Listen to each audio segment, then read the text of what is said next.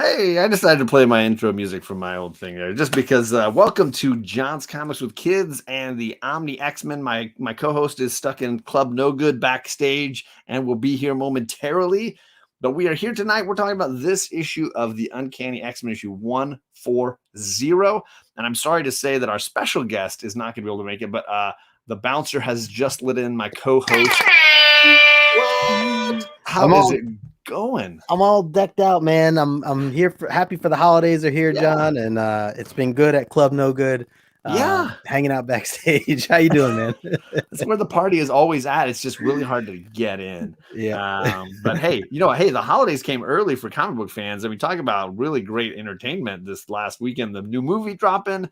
We got Hawkeye wrapping up tomorrow night. That's right. It's a lot of great gifts to the community going on. Yeah, man. Looking forward to it.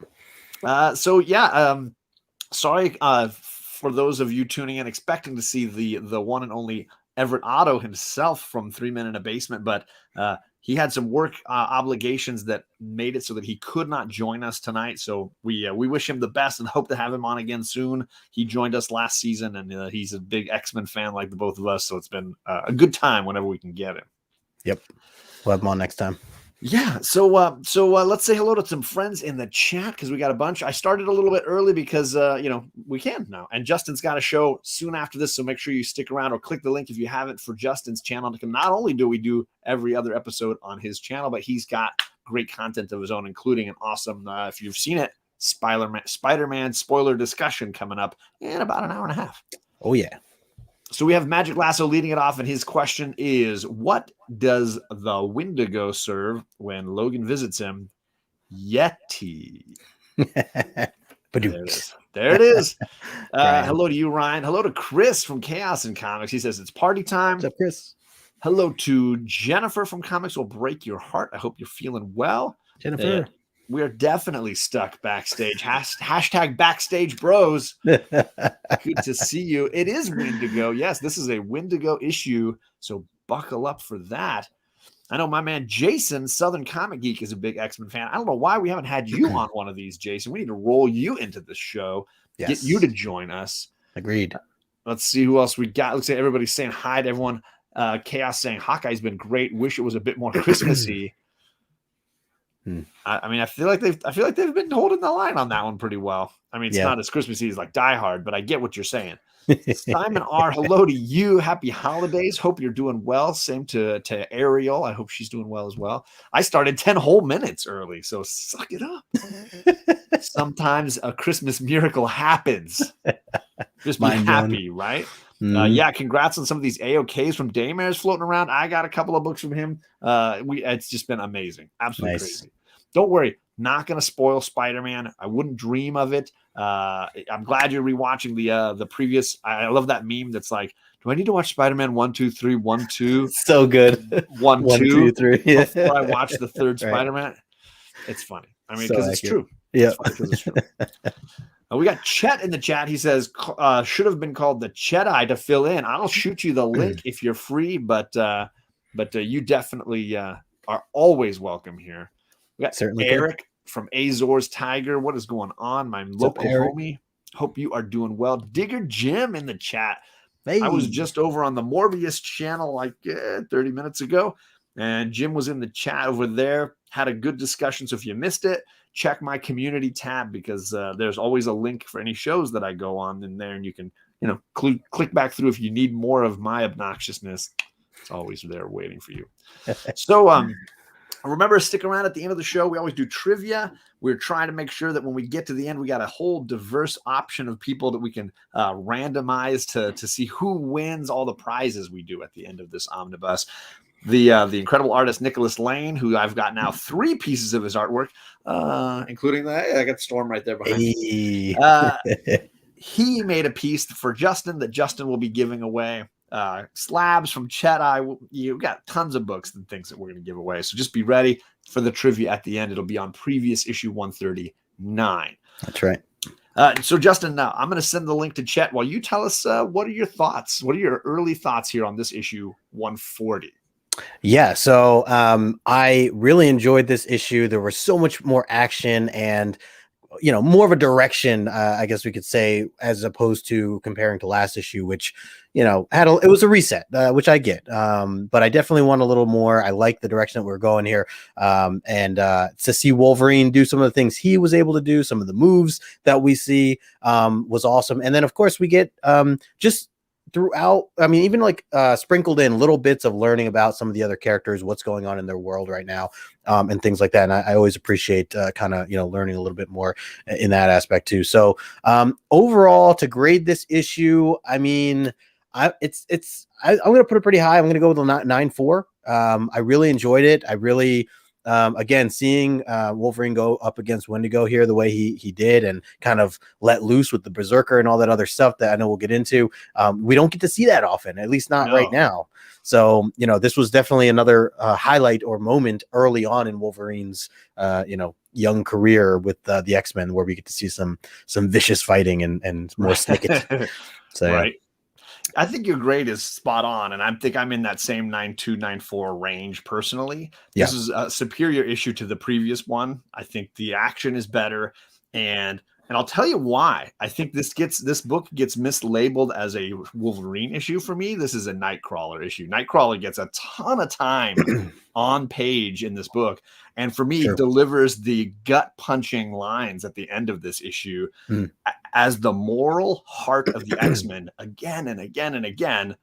He lays down the truth talk at the end of this issue in such a way that I feel like this is a Nightcrawler issue as much as anybody. Yep.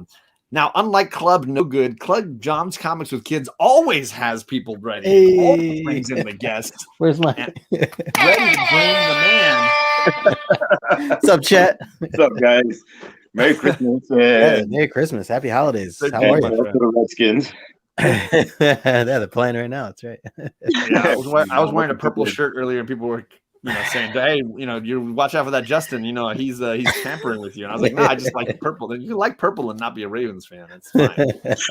I always thought it was blue. Nope. I'm colorblind, and that's actually the truth. Chet, you're wearing blue, yeah. Even Prince Chet wears is blue. The man. And if you guys aren't following Mr. Scotland over on Instagram, you're missing out on major X-Men grails over there. Some huge books and wonderful grades with epic signatures to be had all around. So thank you for stubbing in here, my man. Thank you, man. There's no problem. I gotta say, I was just sitting here watching football. I was like, oh shoot, Omni X-Men's on. I'm not scheduled. And then I heard you say Otto, and I was like, Otto. I can fill in for him. There you go. Hey, and you know these books well enough that hey, even on I'm over here saying I'm trying to figure where I left my 140. I don't even know here or in the Bronx. So we'll see. Give me 1 sec. I just want to grab the. Nigel is in the chat. What's up, Nigel? Good to see you, my friend. What's up, Nigel? So we were just sort of talking about this book and our views on it. For me, like, I know this is a Wolverine issue. I know that's where people put that. But for me, I was really impressed on this reading how much Nightcrawler gets to do here and how big of a role he plays. And it proves to me time and again why I always really liked him as a character. I think he's just always resonated with me. And when he delivers the sucker punch at the end, which is something that I legitimately say, and now I'm realizing I might say it just because Nightcrawler and Chris Claremont told me to say it as a young man. Like the power punch of his moral truths that he lays down resonate with me in a big way. Yeah, that's Nightcrawler all the way through. It's been him since the beginning. Yeah. You definitely see the maturity coming from him most of the time, even in the early stages, right up until now. So we've seen a lot of it. And it's great. It's great for team chemistry. He seems to be the one person that everybody can talk to. Yeah. And he goes out of his way to be that person for people to sort of ingratiate himself or to, connect himself to them. What grade would you give this based on, just memory? I'm going to go with a 9.4. Which is the grade I think you have for this book, yeah, right? It's the same grade. It's not, I mean, I'll be honest with you. I think it was 140. 139 was pretty much the first time we went to Canada, right? So 140 is here. This is Well, where we had Nightcrawler 121, right? 121 and 122, right? Or 120 and 121, yeah. where we were in Canada fighting Right. the Alpha Flight team originally. Right. I'm asking about this. 139. Yes, 139 was our next trip. Went to Yeah. Canada. Yeah. And if I'm correct, 140 is Nightcrawler being crushed by Wendigo. Yes, at the end of 139, he gets surprised, Right, because he looks over his shoulder and there's Wendigo, and that's like the cut to credits moment. I like this book a lot. Now that I remember it, I think I might actually go with a 9.6. What's up? I can see that. Yeah, because there's a lot that happens in this book. I mean, from the beginning with Nightcrawler when he escapes and so forth. I won't give it away, but the end, the whole calm down, take it easy. I'm your that epic. I love it. Yeah. Yep. All right. Well, let's dive into this then. Let's load the slideshow here, the StreamYard slideshow, which is like, I'm test driving. This is a lot of fun that I can do this all within StreamYard now. Shout out to StreamYard for setting this up. Let's talk about this cover. Justin, your thoughts on this cover? Yeah, I mean, it just speaks to the action that we wanted, that I wanted, especially, again, referring back to the last issue where things were just setting up and kind of setting the stage. We finally get like all this is in here. This is a book this is a cover that really screams for attention. And again, if you're just walking by, noticing it for the first time, want to know more about what the heck is going on here. So, and again, if you're not very familiar with Wendigo, like myself, I'm not very familiar with his stories other than just understanding that he's like, part of the Hulk story from back ago, and everything that we learned from last issue. I'm pumped to I was pumped to see this in action, see Wendigo in action. So I really like it. It has some noisiness to it in a sense, but I think overall it's still pretty darn recognizable when you have this abominable snowman kind of Wolverine that I've described before. Yeah, the Yeti. So I definitely cannibal. Yeah. So I like it. All right. What about you, Chet? What are your thoughts on this cover? I love the cover. I'm going to be honest. I didn't know who Wendigo was yet back then. So reading this, I was like, oh, and then they had all the little boxes, time to check Hulk, this, that, the other thing. It's like, I think I need to backtrack and buy this book. And that was my first interaction with Hulk 181. Ooh. So, yeah. So, I mean, obviously I didn't pay half as much as it is now. But, I hope not. But it's nice to have an origin story to this guy. I never actually read his first appearance. I know that's like a Hulk 162, I'm going to say. The Wendigo, you mean? Yeah. Yeah, something like that. But I've had that book. I just never actually read it. But I know that's where he got his beginning. But when he came along in the Hulk and Wolverine book, that's obviously his biggest deal. But this cover, it says a lot. Obviously, Wolverine's going back into familiar territory. He's meeting up with his first mission with the guy who recruited him at the bottom or saved his life, James. Got Nightcrawler suffering the stress of his fight with Wendigo. And at the bottom of the screen, you see Snowbird. We get to her. And lunch. So so I dig this cover. It's very action. It's obviously the Canadian wilderness is in there and the whole bit. I like this cover a lot. I think it speaks to everything that goes on inside.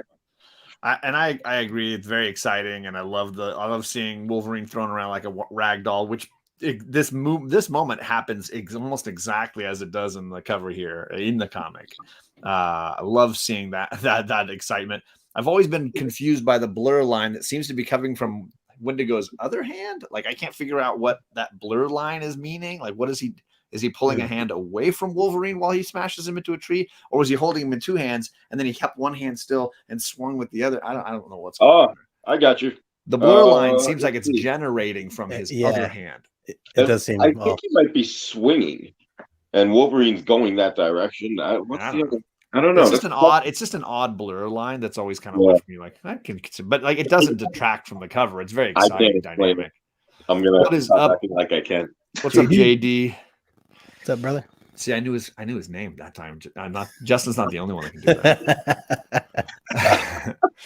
All right, let's dive into this. We left off controversial piece. Several different stories all happening simultaneously.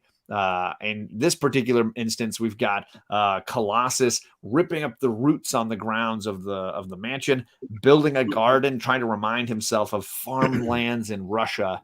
and being interrupted by Angel, who's just like cruising through, I guess. Can I say this? Yeah, do it. Did you ever? You know the story behind this particular picture, don't you?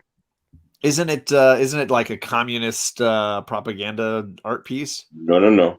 This is the book that literally gets Chris Claremont and John Byrne into some serious, like almost fisticuffs, I guess. Wow. Because John Byrne didn't agree. Not John Byrne. Chris Claremont wrote this, but John Byrne didn't. Something to the effect of Chris Claremont didn't expect John Byrne to have Colossus straining to pull a stump out of a ground, and it created like some sort of strife. And not long after this, we had the end of that run, John Byrne and Chris Claremont. There's plenty of stuff to read up on this, and this was a big deal.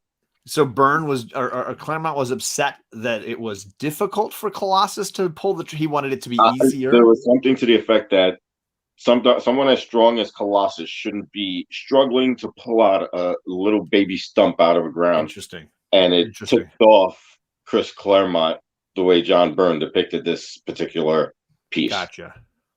So I know that hey, what's up, Trav?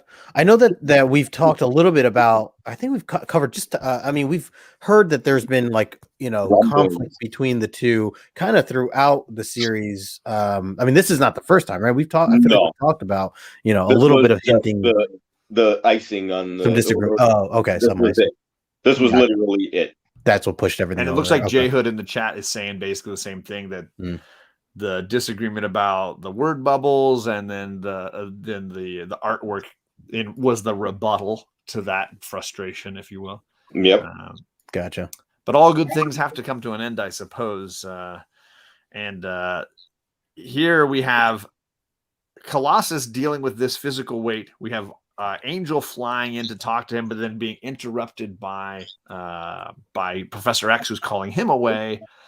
What do you think about this, Justin? I mean, obviously the artwork, but obviously for me, it's more about like Angel just seems to have like pushed his way into this new team for some weird reason.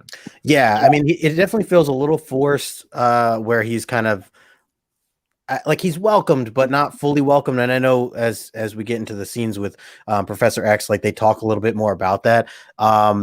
It is a little random, but for me, I mean, the biggest takeaway here is just kind of, again, seeing Colossus in his element and getting a little bit more of a hint as to where his mind is in these, next couple of issues, and really just him as a character, where he just like talks about, he's like, hey, I would have been fine if Professor X never came and got me, because I love doing this. I can just like, phase out and just, do grunt work all day.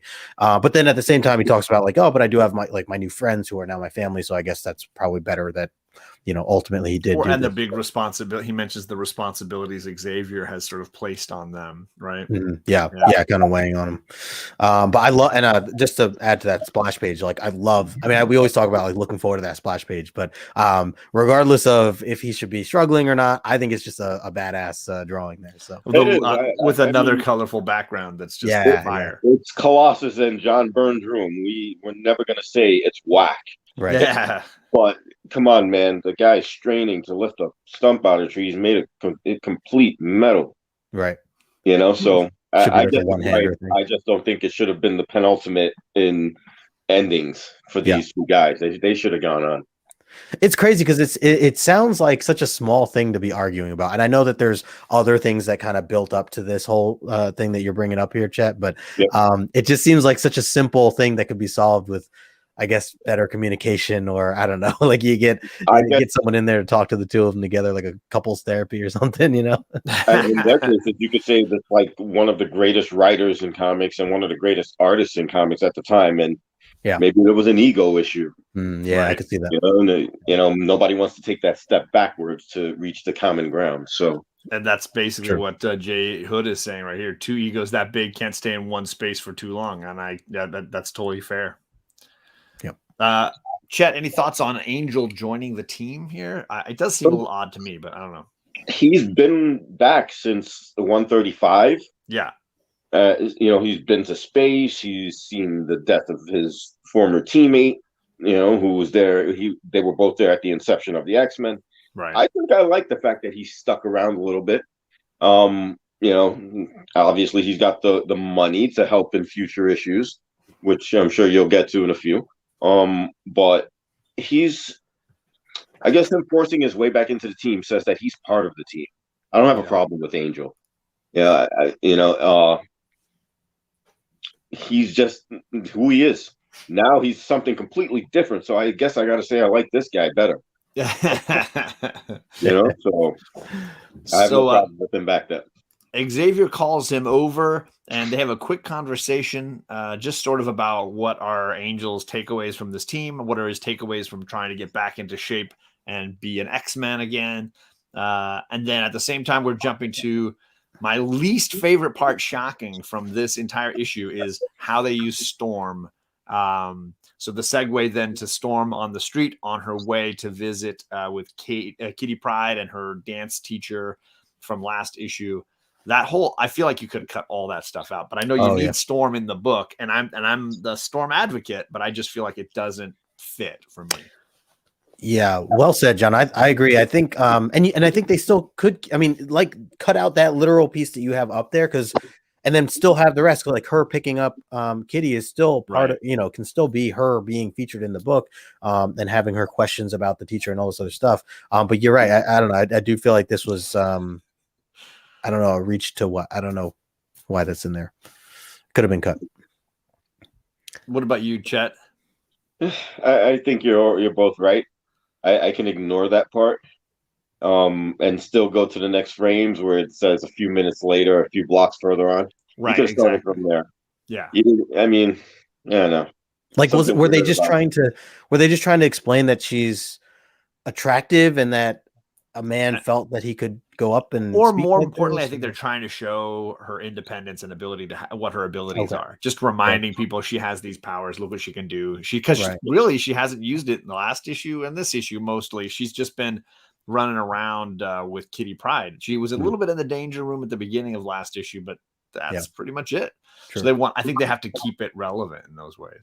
Yeah. Second Street Marvel, you are not rookie status, my man. But I appreciate you joining us, and you're welcome to read digitally or get a raw copy, read it up, and then join us for some of these, man.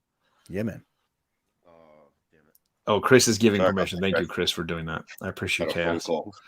I'm going to jump to the next. I'm just going to put on my headphones. Yeah, you do you, brother. Thanks for joining us at the last second. This is the Chet joining us. So here we are. I don't see the GIFs moving. Are they not moving? Oh no, yeah, they're not moving. That's a drag. See, that's the drawback of using the slideshow this way. It's not like a play. Yeah. Yeah. Ooh, see, that's gonna hurt the overall for me. So let me. I'm gonna remove this. I'm going to make sure you submit that to StreamYard. Just as I'm sure it's something easy. They could that's problematic for John. That is problematic for John. I'm going to share this. Oh, we lost Chet. I think he said he was getting a call. Okay.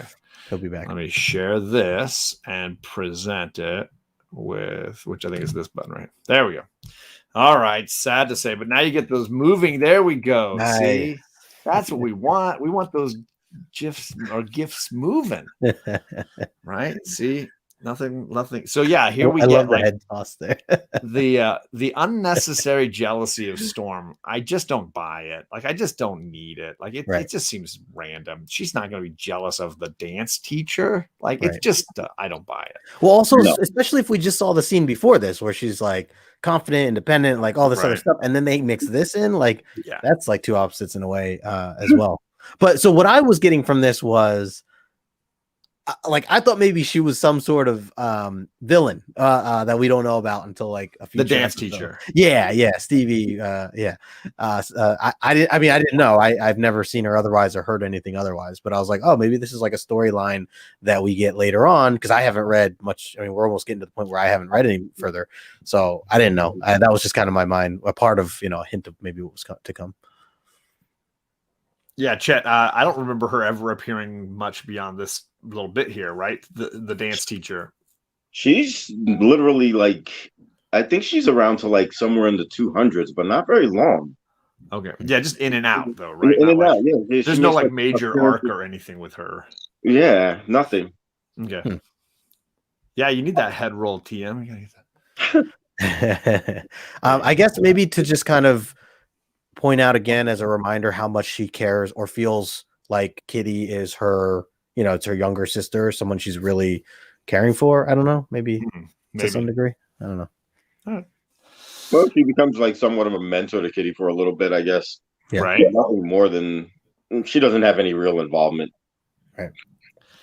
Well, then let's get back to the main story, because the main story is Wendigo, and here we get Wendigo throwing down with Nightcrawler, which was the cliffhanger for the last issue. We get right back into it, and again, this is for me where it's a Nightcrawler issue, because you get like 4 or 5 pages of this fight with just the two of them. I love it. Yep. I think it's pretty cool. It's like a game of cat and mouse there, the way he's trying to escape. Yeah, it's like a hardcore predator and this very agile prey. Yeah, I like how they do explain too that like he can't necessarily just like bamf anywhere because there's all these trees and he's not familiar with the area in general. So it's a nice little reminder of getting a more clear understanding of like what he's currently capable of versus not, and why he can't just go bamfing anywhere per se.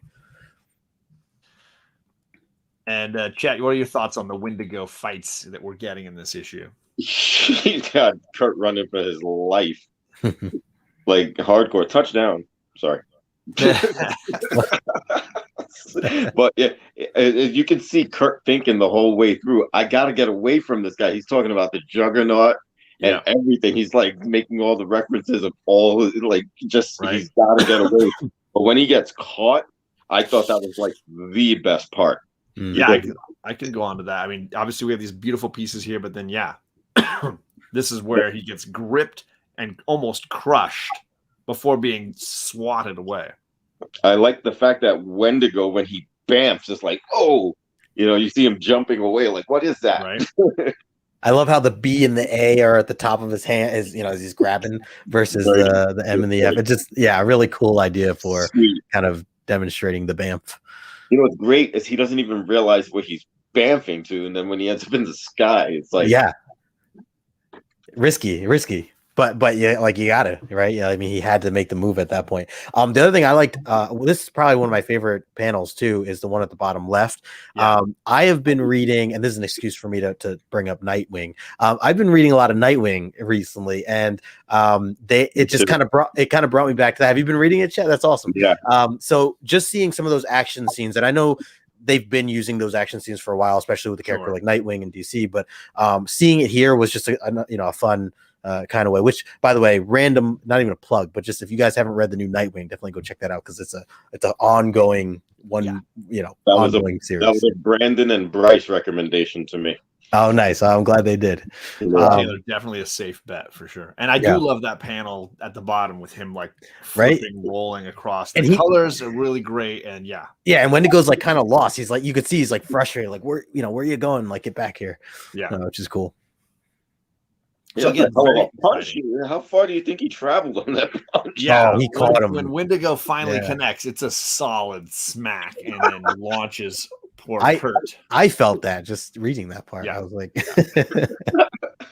and we cut to the Alpha Flight. The Canadians are planning, and while Kurt's getting his butt kicked and flying across like the wilderness and crashing into the cabin. The guys are like, oh yeah, we got this great plan. What we'll do is, and then like all of a sudden it's like the house gets attacked. They're like, okay, new plan. We gotta change it up. We gotta change it up here. And they're like, they have this whole map. It looks like they're gonna do a grid search, and it's just like, oh, for the thing right outside killing one of your teammates. Yeah, that guy. Is Wendigo like the first Groot? Oh. I think Groot was old. Groot is older than Wendigo. Is he? Yeah, you're right. Oh yeah, Groot is like a early Silver Age, the original. He's old school. Maybe there's something in the bloodline then, because they both say the same shit. Nick tore up an issue of Nightwing. I hope not. Maybe he meant a different word there. I've got we get beat up Kurt, and then we have the Alpha Flight team coming in to rescue him. Anybody want to say anything about this bit? Justin? No, and I mean, Alpha Flight, just in general, like, I don't know, I haven't been like the biggest fan, and I have to read more Alpha Flight to really, get into I those think characters. you would absolutely enjoy that run. I probably would. Yeah, the main run, the main series, just right now with where I'm at and the lack of knowledge that I have on them.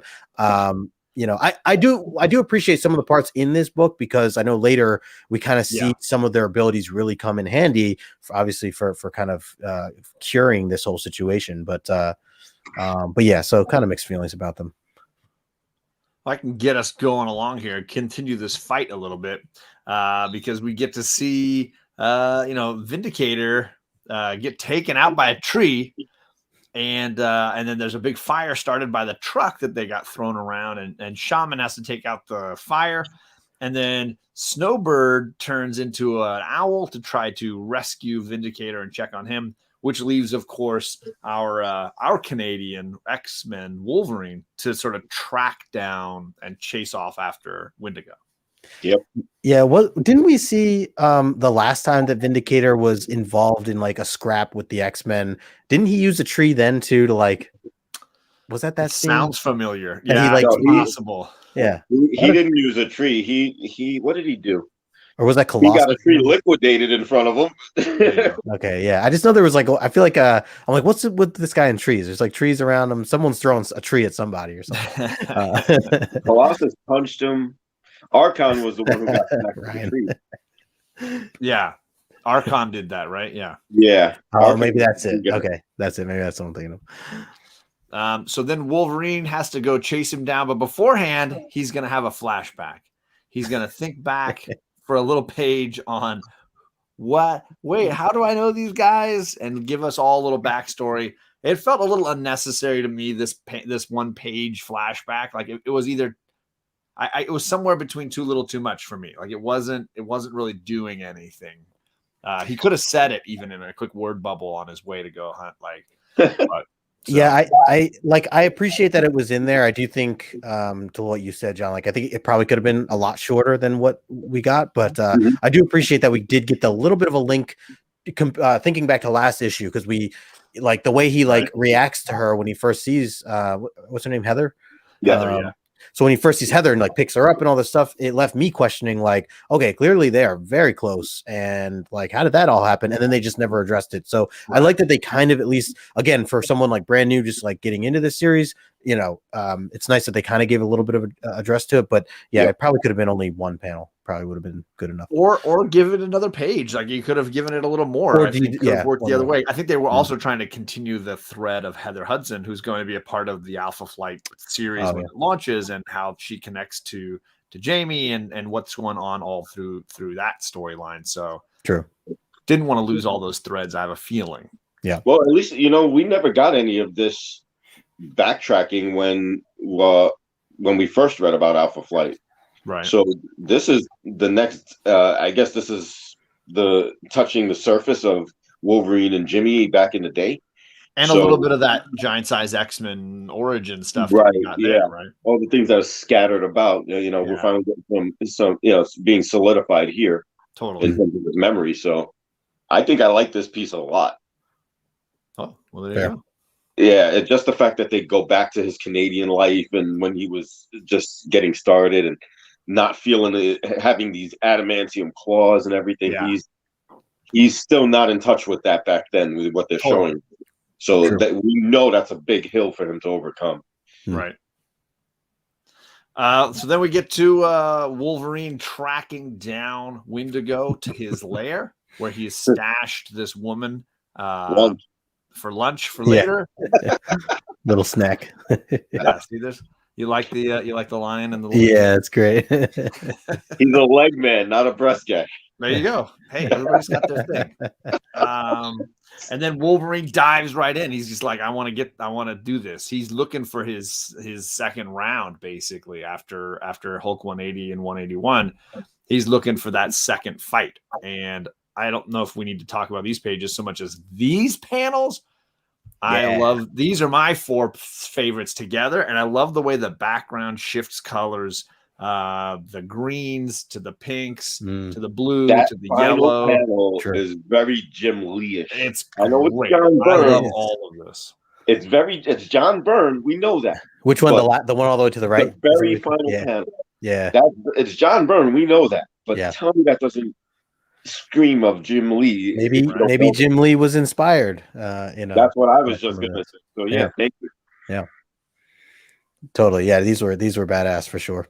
And again, this is like, just some of the biggest highlights of finally seeing this berserk mode that we talked about, that we don't get to see often. So Perry, how you doing, man? Perry. Yeah, so watching Wolverine just go to town, go in full attack mode and really just shred the Wendigo up a bunch here. That was the highlight for me. And again, the background color so pops each one of these out. Yep. As you move along through this book, it's like the panels get better and better. It doesn't stop at this last Wolverine picture. They just keep getting better, I think. Well, because then we have the next bit, which is Wolverine decides I can turn my back on this beast and walk this lady for a little bit, only to realize, wait, I might have done that a little too soon. And he gets slapped, he gets caught by the foot, he gets treated like Loki got treated by the Hulk, just sort of slapped around and flung around by his leg. He just gets an absolute ass handling. That's a big gift missed opportunity, John. Right? I know. I just was trying to pack as many panels you have a lot in as possible. I was like, I wanted all of them. So what are your thoughts on Wolverine making this mistake here? I mean, just kind of going back to him still being human, right? I mean, he's distracted a bit, and at the same time, like, he wants to comfort her, make sure she's aware that, hey, everything's okay. I'm the good guy. I'm here for you, which is important. Like, she's probably obviously scared out of her mind. So it's just hard to kind of balance that. And he's all alone, obviously still waiting for the team to kind of show up here. So it's kind of just unfortunate timing. But he can't let his guard down. Wolvie distracted by a frail. So good. Really That's a show. That's a fan of the show right there. You can tell. What about you, Chet? What are your thoughts here? I think it's cool and all that he, stopped to check and see if she was all right and everything like that. But I think that's that's a rookie mistake by him. Totally. It's definitely a rookie mistake by him. Yeah, obviously what happens to him next and all that stuff it's unspeakable. And then Kurt shows up. Well, I was going to say, this is what makes it a Nightcrawler episode, because he's the guy that comes to the rescue here. He shows up with a stick. He's like, I'm gonna slap this thing. I'm gonna hit him with a stick. And comes to the rescue, saving him. What's that? Is that Black Tom Shillelagh? Right? It could be. Maybe that's why it works so well. It looks like it. And then one of the cooler panels too is Snowbird's now back in the action, and she does this transformation into a sort of silver white Wolverine. Yeah, that was cool. To take on Wendigo. Meanwhile, Vindicator and Shaman are there supporting as well. Supporting. That transition is really cool. I'm glad that we were able to kind of see that. And the fact that, I mean, they really hyped this up, being that she is this white Wolverine, and she's even like nervous that she's going to have lost all control when she does make this move, but it's got to be done. So clearly this is like a big deal. And she certainly brings a lot of strength to the table when she does this. Yeah. Well, she certainly wasn't messing around based on the result. Mm-hmm. Yeah. You'll see. I'm sure John got this panel right there. Oh yeah. She pounces on this guy right to the face, right to the face. And then I love the one when she's on top of him, like just standing over the corpse, almost just like, this is my meal. Back off. That is the one. If that doesn't scream ferocity, it's just beautiful, that panel. Yeah. Her standing over it. And to think that's the Wendigo laying down. Yeah. And they were like trying to think, like, do we need to do magic to like put her down? Do we need to like control her now? And Wolverine's like, no, I think I got this. Yeah. And he this is where Comics King's brand is gonna be a little disappointed. How does Wolverine figure this out? He bases it on Cyclops. He thinks, you know what, Cyclops did this thing. He taught me this thing. Yep. I don't just have to kill. I could like calmly talk this down. I could talk to a frail and solve this problem. I was hoping that you'd have a Black Widow gif here talking to Hulk. That's what I pictured for this Hold moment. out the hand. Yeah, the sun's getting low here. So Brandon, there you go. Cyclops good for something. Saving the day here. That's right. Yes, the artwork by Byrne is fire right here, Nigel. I totally agree. Any other thoughts here? Should we keep going? Also, just like the red background. Yes, just like alarming, very much. Definitely catches your attention. Code red. Yeah. And the dripping blood from the mouth of the Wolverine too. Yep. Awesome. So yeah, he calms her back into Snowbird, and then I love the little sunset piece there at the top of the green and red to signify kind of the magic that the shaman is putting into play to try to solve the Wendigo's problem here. Yeah, that's pretty cool. He's busy teaching Angel how to use his power again. Yeah, which apparently he didn't teach him well enough the first time. Any thoughts here on the shaman character, Justin? So this was the other part I was kind of mentioning that I thought was pretty cool to kind of see finally, shaman a little bit more in action other than just creating, some snow or whatever, and seeing his magic. And I love the art here. And also, again, going back to like the transitions, how we saw with Snowbird, we kind of see this going back, opposite now with Wendigo. And so I like that too, especially with the yellows and stuff, just kind of in the background. It looks really cool. And Chet, any thoughts? Yeah, I think it's very nice the way that they show Shaman doing something other than wrecking the weather or sending out right. sending out totems and sprinkling dust somewhere, something like that. And my favorite part of these panels is you're under arrest. Yeah, right. Like, you just woke him up, and I was like, now you're going to jail. You got all the supernatural stuff going on, and then at the end of it all, hey, buddy, you're under arrest. Here's some old-fashioned handcuffs. Put them on. And how is he not injured from the Snowbird attack? Yeah, true. That's true. There should be blood somewhere, right? There was clothes aren't even ruffled. But that's it. Then, there's the arrest. Taking him away. Wolverine finally able to solve this thing so that the Alpha Flight crew is not going to keep coming after him again and again and again. Not going to keep harassing him. And I told you this was a Nightcrawler book for me, and it really is here at the end when Kurt and Wolverine have this discussion where Wolverine's talking about my whole life I've either been a soldier or a agent, secret agent. People have been paying me to kill. People have been paying me to do all of these things. I never used my claws on someone that didn't try to kill me first, which we actually know is not true, because the first time we see him kill as an X-Men, he's killing a sentry who's just standing there, standing guard. Innocent that guy guard, did not try to kill you first. That guy is not. He might have given the opportunity, but he did not try to kill you first. It would have been great if Nightcrawler brought that up in this discussion. What about the time? Yeah, that guy in the Savage Lands, just that guy. Yeah. That guy He's like, I have a picture right here on my phone. You remember this? Yeah, I will never forget. I'm scarred for life. Yeah. From that moment. But what I love is Nightcrawler's response. He says, "I understand, Logan, and what you say is reasonable, logical, and justifiable. But does that make it right?" Yeah, and that hit me, because I've had a lot of discussions over these last 2 years about things that are legally. Maybe what this person did was legal, but does that make it right? Are they morally right? And I think Nightcrawler lays that hammer down beautifully. Just a real simple. Yeah, I mean, what you're saying makes sense, but does it feel right? Like, does it make it right? And that's what Logan is feeling, which is that guilt from clearly doing stuff that he knows is not necessarily right. Right. Yep. I love it. It's a great discussion right there, though. John, what's that, Chet? I said that's a fantastic discussion between those two. Yeah.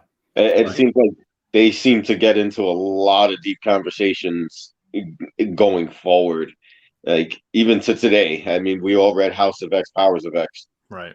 In which case he made Wolverine a believer. It's like, or the Way of X, where you really had in Way of X, you had Nightcrawler playing this very powerful moral leader. Yeah. Which is what he's doing here. I mean, you look at it as like the person with the most like rigid moral compass talking to the person with very limited moral compass. It's an interesting discussion for sure. Yeah. Sorry, Justin, you were going to say something.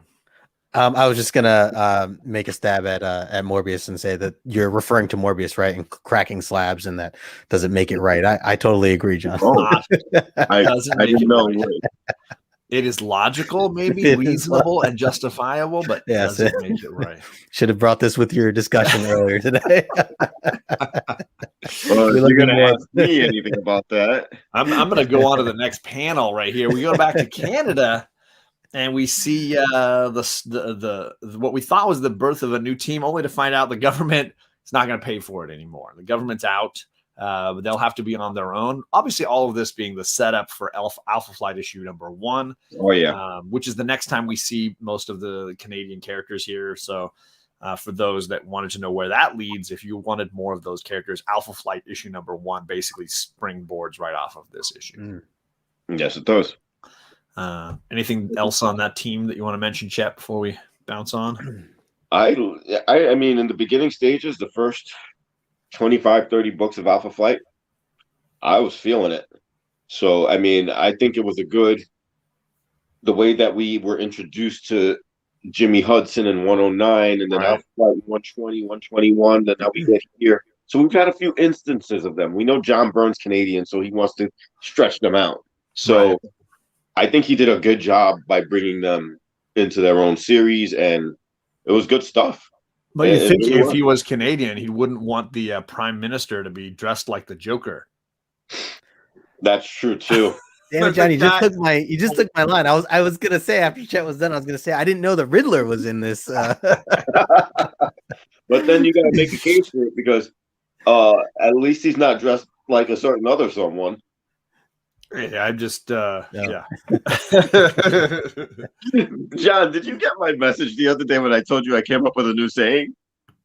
Something like Imperious Rex? I'm sure I got it. I just don't remember. Leland's crotch. Yeah. I mean, it's always there. I'm not gonna load it right now, but it's always we'll never use that, okay? There's a way to Shit. Okay. There it is. There, it's already ready. Look at that. See, it's already ready. I'm scarred. My eyes. Was that it? Leland's crotch? It was, yeah. See, whenever I stop my camera, it's always waiting for you, Chet. It's like Imperious Rex. Right. All right, let's move on to the final bit here.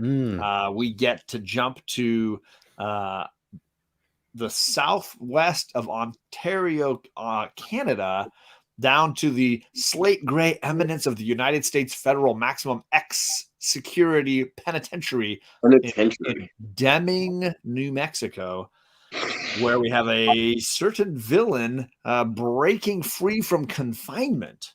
Yep. And that's pretty much it. That's the end of the issue. Any thoughts on this character here, Chet? Well, we know who he is.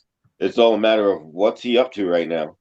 And he's talking about the new Brotherhood of Evil Mutants. I'm like, he's getting out of prison and he's getting new members. Is that how this is going to work out? So we're pretty much left hanging. We don't know what's next. And I don't mind that based on the way they, over the past few issues, they've given us everything we're ready to look forward to. So this one basically just falls off a cliff and then we don't know what's coming until we get to the 141, which is obviously fine and turned out to be great anyway. Right. There it is. Says, Chet, you just made me smile. I'll smile back with you. Merry Christmas. Justin, any last little thoughts on the issue or these panels here? I mean, just that, obviously going into some really big stories in these next couple of issues got me excited for this. When I first read this, though, I was a little question. Like, I haven't I mean, I just read Claremont stuff, so never got to the Blob or anything of that story before, that character, I should say. And it was going to be my first time reading into Days of Future Past, so I didn't even know what he had to do with it or anything like that. So I definitely was like intrigued for sure, and just like, ooh, like, you know, I've seen this guy obviously, and especially with the movies and stuff like that, but like don't really know much about him, don't know what he's capable of, other than clearly, you know, breaking out of this prison the way he did is a dangerous dude and a very big guy. But yeah, so I mean, overall just excited and like how it finished. Yeah. And I was excited as a reader, thinking like, "Ooh, the Brotherhood of Evil Mutants finally going to get to roll against the new team." I was kind of excited to see that showdown, of course, that being hinted at here. Yep. Let's take a look at, I mean, key elements. This issue really has none. It's one of the only issues in the stretch of comics that's not in the Key Collector app. They're like, no, we don't care anything about Wolverine. Wow. I mean, there's a small flashback to Wolverine's origin. You get the second appearance of Heather Hudson. Kind of it. I mean, really not a whole heck of a lot else, but entertainment wise, as we've mentioned again and again tonight, high fun, entertaining issue to be sure. Chet, there's a 9.9 floating out there in existence. It was sold, looks like a year ago, although they have a 90-day average, but blank. Must have been sold 30 in the last 30 days, because there's a 30-day average for it. Oh, no. Does that say $220? It says it says 220, but those averages are all no. It must have been sold a long time ago. Yeah, wow. Okay. Yeah, there you go. Yeah, because I'm guessing that 99 ain't no 220. That's probably more like 3,200, maybe. If I had to guess, I'd say $4,000. So for the 9/8s, there's 418 of those. In the 90-day average is about $320. So that fair market value price, a little bit low. 9/6s, there's about 678 of those, with the 90-day average being 110 and the fair market value also being 110. So there you go. It's about in the same range. 9/4s, there's just under 500 of those with a fair market value of 70, although the 30-day average for a 9/4 is well over $200. So there you go. So this book is on the low end because key collectors aren't really hunting for it, but Claremont fans obviously know what's up and go after this one. I was gonna say I would love to own this in a high grade, but not necessarily graded. Just more nice so, copy. Yeah, just a nice copy. I have this. I have a raw copy and my signed copy of this book. I have the newsstand raw. Oh, nice. Yeah, I'll probably have to get graded, I guess. Yeah, I mean, this is clearly, as you mentioned, just a fun read, and certainly, like I said, I gave it a 9/4, so it's up there. So I think this is a great issue for any mutant fan to collect and own, just for the fact that the story's great. And I know that's like something obviously the key collector doesn't talk about, and so, but that's why, you know, hopefully we are letting people know that, you know, it's a great story, and you should. There's other reasons to get these comics, right? Yeah, that's right. In fact, there is a primary reason to get these comics, which is they're really fun to read. Yes. Yep. 100%. And they're even better to read when you don't have to touch them. And there it is.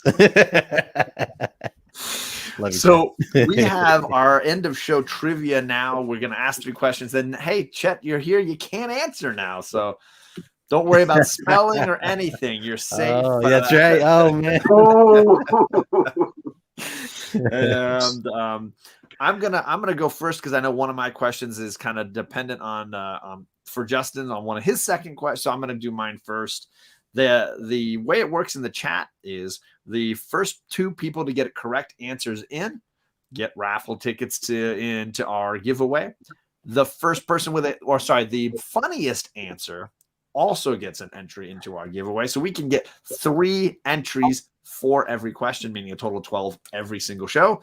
These questions are about 139, the previous issue and the previous show. So if you were there for that episode, you hopefully have a little leg up on the competition with this discussion. I'm going to start off with a question about our man Wolverine, who's been sort of starring in these last 2 issues. Wolverine did something twice in issue 139, and we kind of joked about it. What was it that Wolverine did twice in the previous issue? And have some fun with some comedy. And what did Wolverine do twice in issue 139? There's some comedy answers that could be thrown our way. Justin's like, I gotta double check. Wait, what? No. My name must be Justin too. Then. There's something. There you go. There I'm gonna answer in the chat. That's one. No. Right. Be ready. Just be ready. So what did Wolverine do twice last week that we kind of made? There's Azor's Tigers. He farted. And there's the fart emoji right there. I mean, Canadian gas right there. Comedy answer. Yeah, twice. He went to 2 of Diana Ross's concerts. Lucky duck.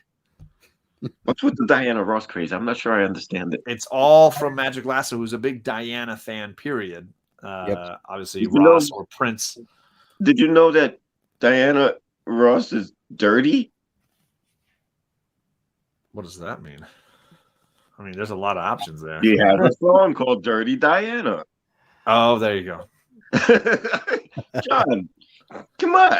I thought you would know that. I was like, where are we going with this? I didn't know I where had a lot of questions. I was worried. Wait, there it is. Magic Lasso's already said Dirty Diana. So, clearly, nobody knows what Wolverine did twice in the last issue. Nobody said it yet? Nobody said it. Did you figure it out, Chet? I haven't. And I think I have a clue. But I'll tell you, it was not smoking. Nope. He smoked once. But it is a similar vice, you could argue. Yep. So just a little some there. Maybe give a little hint, guide to some people to some correct answers. I see 2 comedy answers. Look, Azor's knows Dirty Diana too. Look at him, he's like Dirty Diana. He said bub. I mean, that's fair.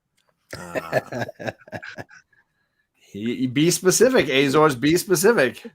Everybody else was having lemonade. What did he do? But Wolverine did something twice, both at Heather's Hudson's house with his feet up on her table, and at the mansion at the beginning of the issue. There it is. I see 1 correct answer.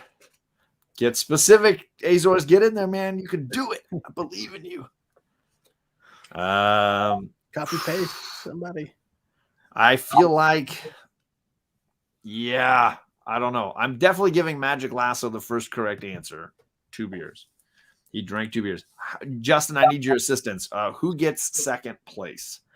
So I mean, the next I see is Azor saying drank 2 beers. If we're going by the list of specific 2 beers, yeah. Is that? So I'm gonna go with Azor. Yeah, unless. I mean, Azor's it's our show. It's our show. I'll give J Hood one just to do it. Well, I'll say Azor's has it there too that he says he drank. Well, he drank. He didn't say beer. The beer logo. Yeah. So there, Gotcha, everybody got it. Everybody's in. Okay. And comedy answer, Chet. We got farts and Diana Ross concerts that seem to be the 2 winners. Do you have a favorite there? Wolverine hit on Storm. That's pretty funny. He hit on Storm twice. I mean, usually it's just one and done. She's either yes or she's out. Like you don't do that mistake twice. That's what happened to the guy who got rained on this issue. He wouldn't let it go. Do you have a preference? Go with the Diana Ross. Diana Ross. Okay. Boom.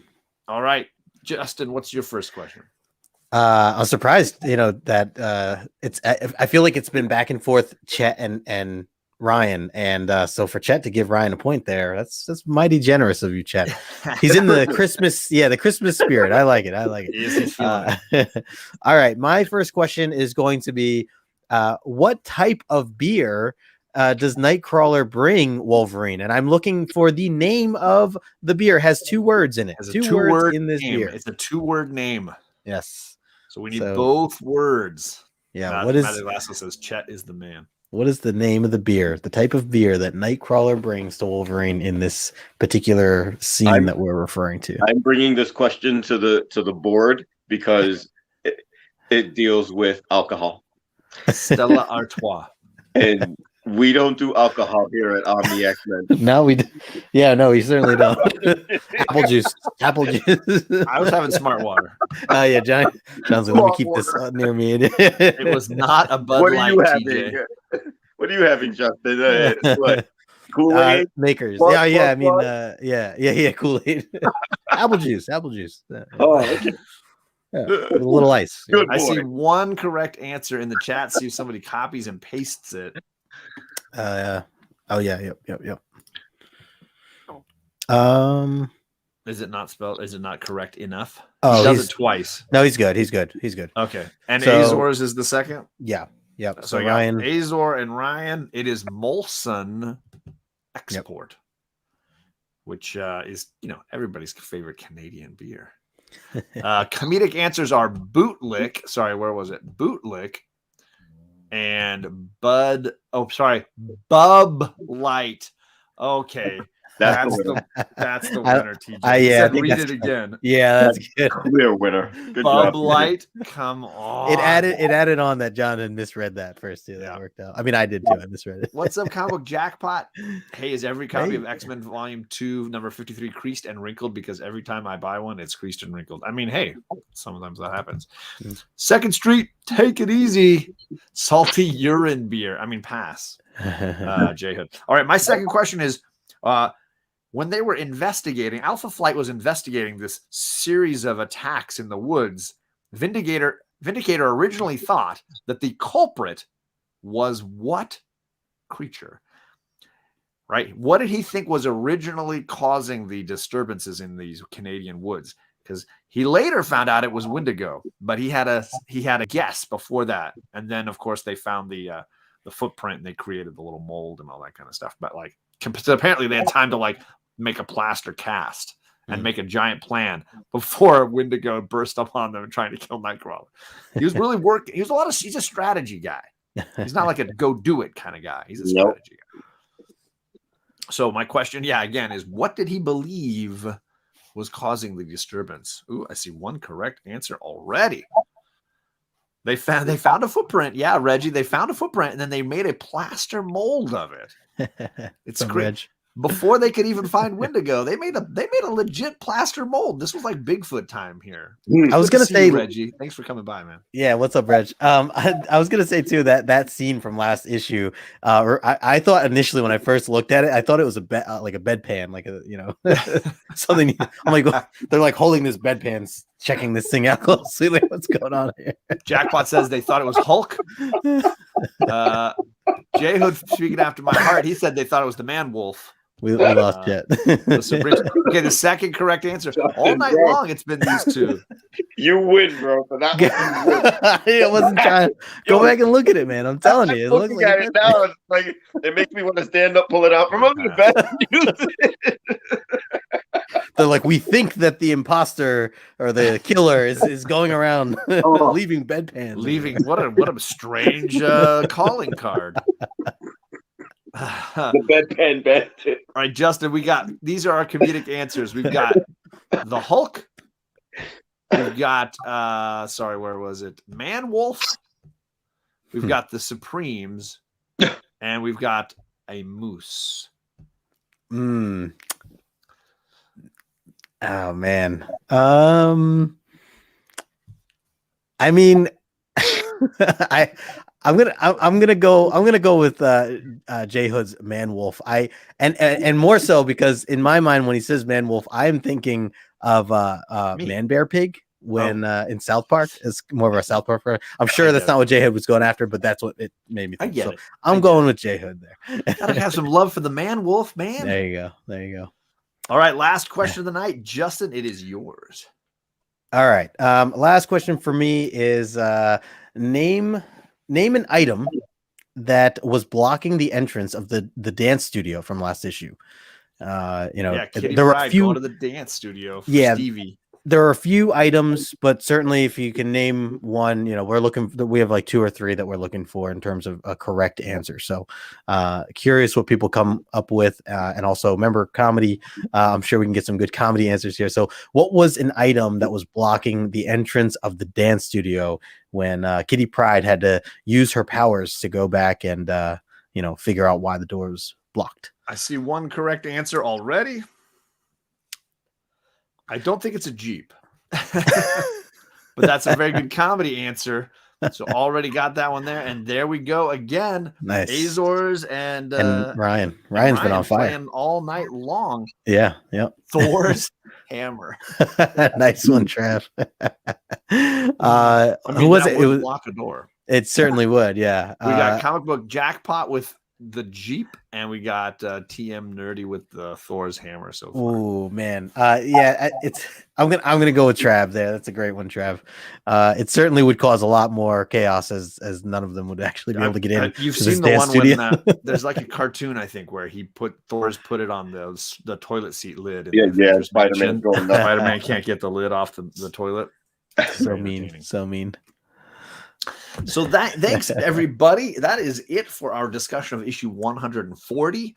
We're going to be back in 2 weeks, which I believe is the 4th of January in the new year on Justin's channel. So the link to his channel is down below. You should subscribe and be over there. Notification bell clicked so that when we roll at 9 Eastern, you'll be there to hear trivia on this book, but a discussion of Days of Future Past, part number 1. And we have Azores joining us. Eric will be with us. We have Eric from Azores joining us for that, for sure.